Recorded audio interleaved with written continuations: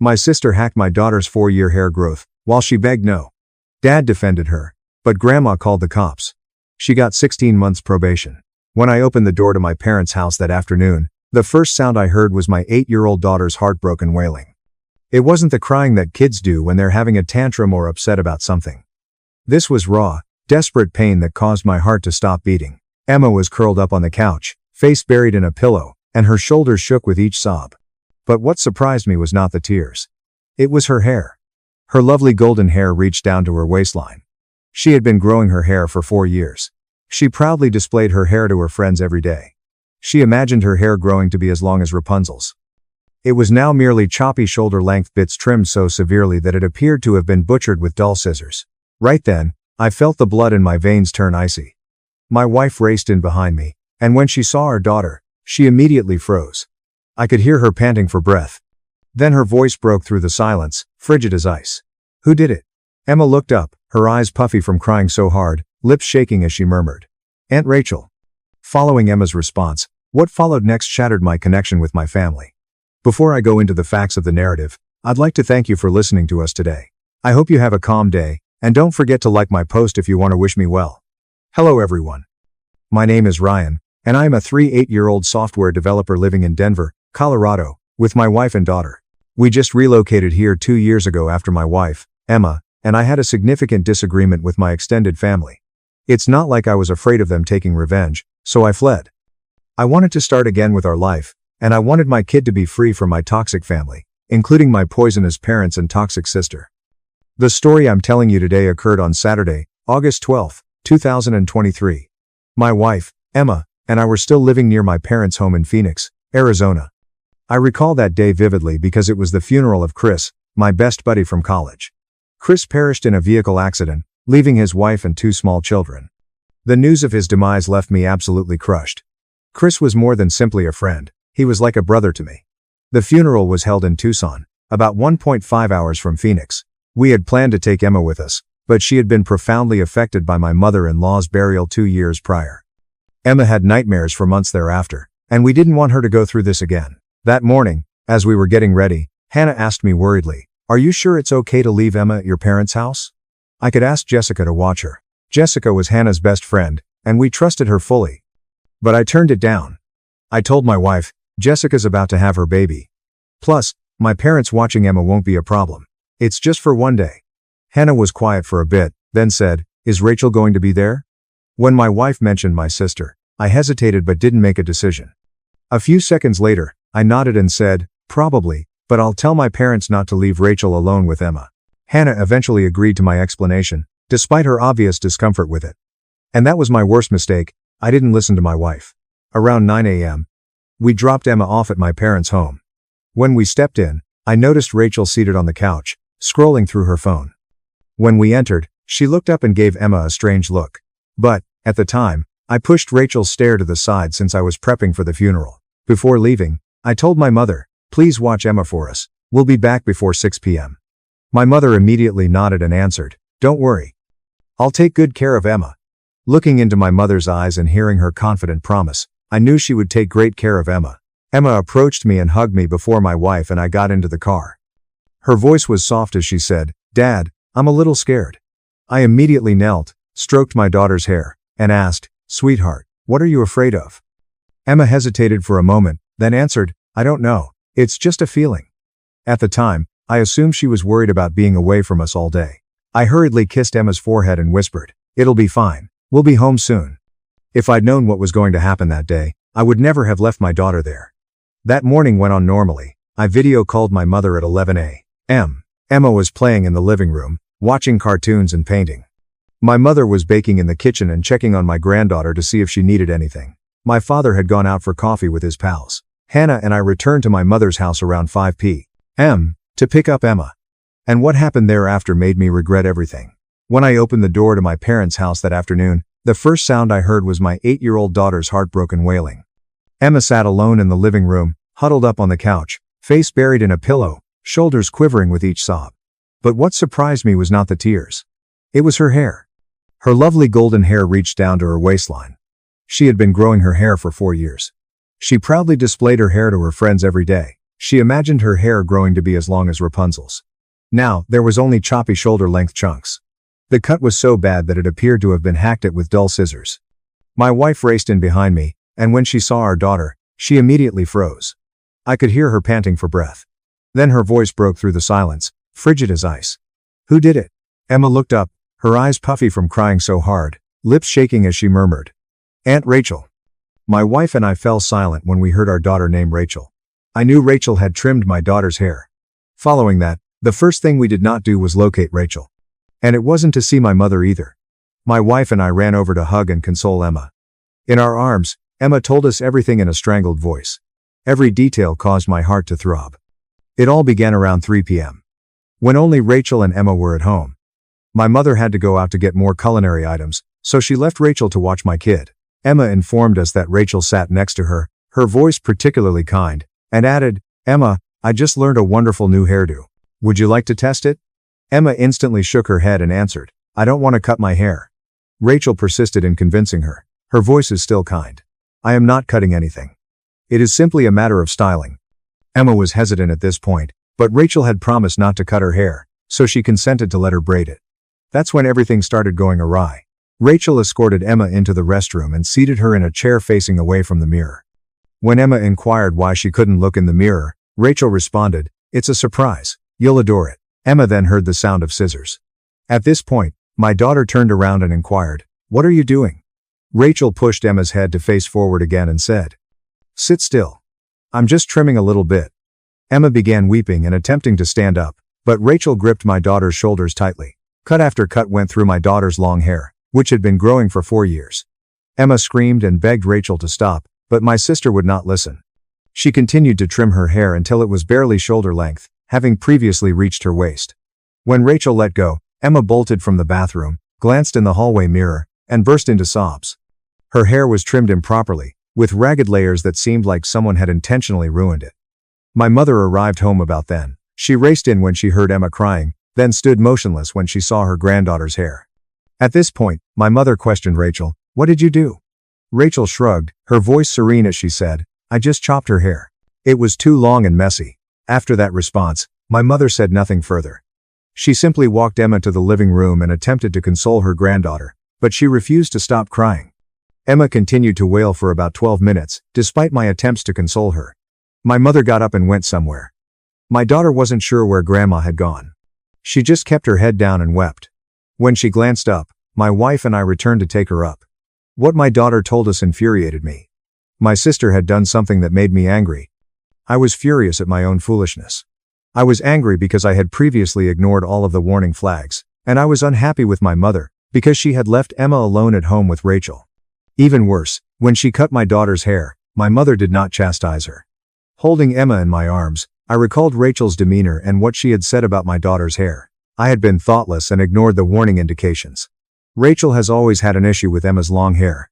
My sister has been making disparaging remarks about Emma's hair ever since she began growing it. During a family supper, Rachel looked at Emma and then turned to me, mockingly saying, "Why do you allow Emma have such long hair?"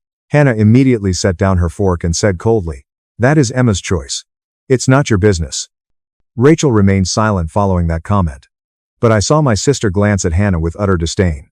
My wife and sister's friendship deteriorated from that point on. About 3 months before the haircutting event, during a family gathering, Rachel unexpectedly suggested to Emma, "Let me cut your hair. I recently learned a lovely short hairdo." Emma shook her head. Her voice was frightened as she said, "I don't want to cut my hair." Rachel didn't give up and kept trying to persuade her. She replied, "Just a little trim. Trust me, you'll look so much prettier." Hannah jumped up, walked behind Emma like a protective shield, and said firmly. Emma said, "No, this conversation is finished." When Hannah intervened, Rachel shrugged, smiled coldly, and said, "You're taking this too seriously. I want what's best for your daughter." Hannah said me on the walk home after the gathering. "I do not trust Rachel. She'll do something to Emma's hair if she gets the chance." At that point, I sighed and said, "You are overthinking this. Rachel can be a little much, but she wouldn't go that far." Right after I said that, Hannah turned to look at me, dissatisfied. She said nothing else, but I knew she disagreed with me, and later I understood Hannah was correct all along. If I had listened to my wife, none of this would have occurred. After my kid had stopped crying, I gently inquired, "Where is Aunt Rachel?" Emma turned toward Rachel's chamber and replied, "Aunt Rachel is in her room." After cutting my hair, she walked to her room. As soon as Emma stopped speaking, I dashed to Rachel's door.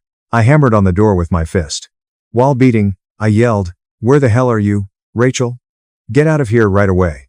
About 10 seconds later, the door opened. When Rachel saw me, she stood stunned for a few seconds before swiftly regaining her calm. Rachel glanced at us innocently and said, "Oh, you're back." I chopped Emma's hair. "Doesn't it seem a lot cuter now?" Following that comment, the air in the room felt as thick as concrete. Hannah took a step toward Rachel. Each step is gradual but dangerous. Her voice was as frigid as I had ever heard it. She growled at Rachel. "What have you just said?"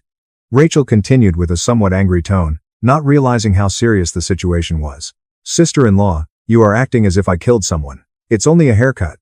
Hair grows back." That remark set off a time bomb inside Hannah. Hannah took another step toward Rachel, saying, word for word, "My daughter said no. You had no right to touch Emma's hair." At this point, Rachel began to appear concerned. She backed up and took a defensive stance against her door. While the air between the three of us remained suffocatingly tight, the front door opened again. My mother and father walked in. My father, Michael, is 64 years old and retired from a construction company. He's a typical patriarch who believes his decisions are always correct and refuses to accept disagreement. Mostly, he defends Rachel in every scenario, regardless of how wrong my sister is. His appearance at that point informed me that the situation was about to spiral out of control in unexpected ways. My mother, Linda, is a 60-year-old homemaker. She is gentle, yet too weak. She has spent her entire life in her husband's shadow, never daring to speak up or express her own opinions. When there is dispute in the family, my mother remains silent or attempts to calm things down with comments like, "Let it go. We're family." After going inside the house, my father took in the scene in front of him. He placed his bag on the floor and demanded loudly, "What's going on here?" Hannah turned to him and responded aggressively. "Rachel cut Emma's hair." Emma was crying. She refused, but Rachel kept cutting anyway. "This behavior is unacceptable, Dad." When my wife finished speaking, my father frowned, looked at Emma's choppy hair, and waved his hand dismissively. "It's just a haircut. Hair will grow back." Rachel only wanted what was best for Emma. "You're making too big a deal out of this." Rachel seemed to gain power after hearing Dad defend her. She quickly went to Hannah and said smugly, "See, Dad thinks the same way I do. You should thank me. Emma's hair was so long, messy, and unsanitary. I helped Emma look neater. Instead of being grateful, you're making a scene." My blood began to boil immediately after that comment. I moved forward, stood next to Hannah, and yelled directly to Rachel's face, "Grateful? You want us to be grateful because you made my daughter cry until her eyes swelled up? Are you insane?" Rachel gazed at me wide-eyed, apparently not expecting me to say anything. She stammered. You're turning against me too?" I asked, my voice icy as ice. "I'm not turning against you. I'm protecting my daughter, which you should understand if you have a conscience." My mother stood beside us, silent as always. She merely gazed down at the ground, hands fumbling with the corner of her shirt, not daring to speak something. When he saw his golden child being attacked, my father stepped forward, stood next to Rachel like a protective wall, pointed at my face, and yelled, "Ryan, you're a man. You need to know how to control your wife. Don't let her cause chaos in your parents' house." Hannah stepped forward and asked my father, "You said, my husband needs to control me." Rachel mockingly responded, "Violated her body? My dear sister-in-law, where did you study law? I just cut my niece's hair. This is a family business. Don't turn it into a criminal case." Rachel then went to Emma and said gently, "Emma, doesn't your new hair look pretty? I helped you. You'll thank me later." Emma shrank back, cowering behind me, her voice shaking. "I didn't want to.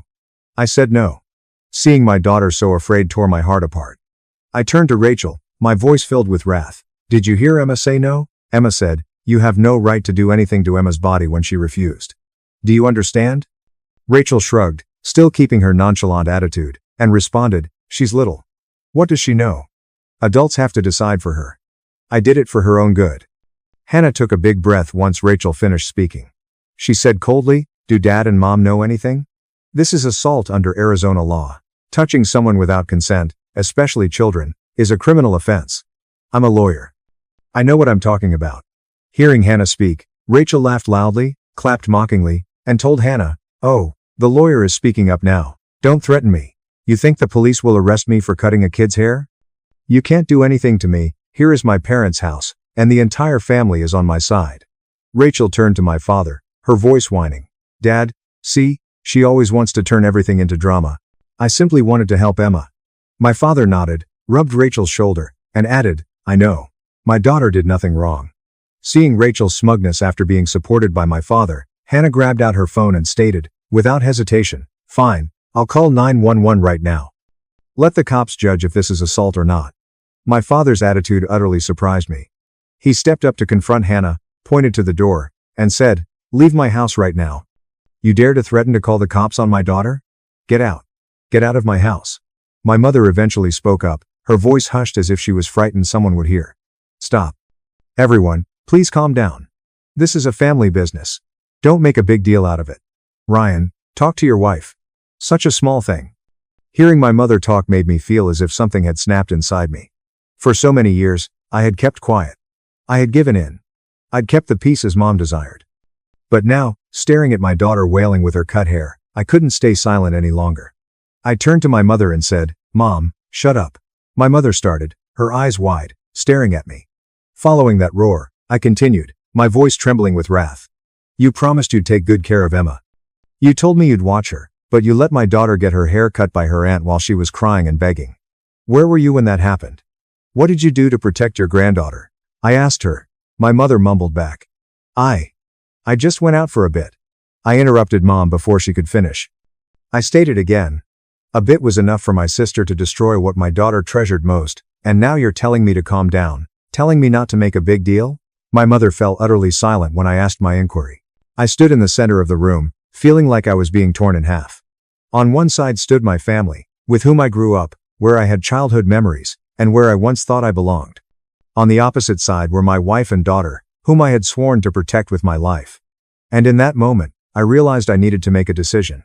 That decision was easier than I expected, but before I could say anything, Hannah turned to me and murmured in such a calm voice that it scared me. Take our daughter to the car first, then come back in here. I'll handle this, and your job is to stop your parents. Hearing my wife's remarks, I nodded.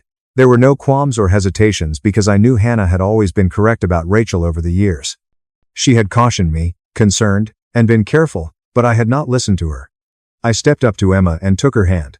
I took her to the door. Then I went outside, carefully placed Emma in the car, and told her, stay here and wait for me. Don't go inside by yourself. The adults are talking. You shouldn't be there. After that command, I returned to the home, and what occurred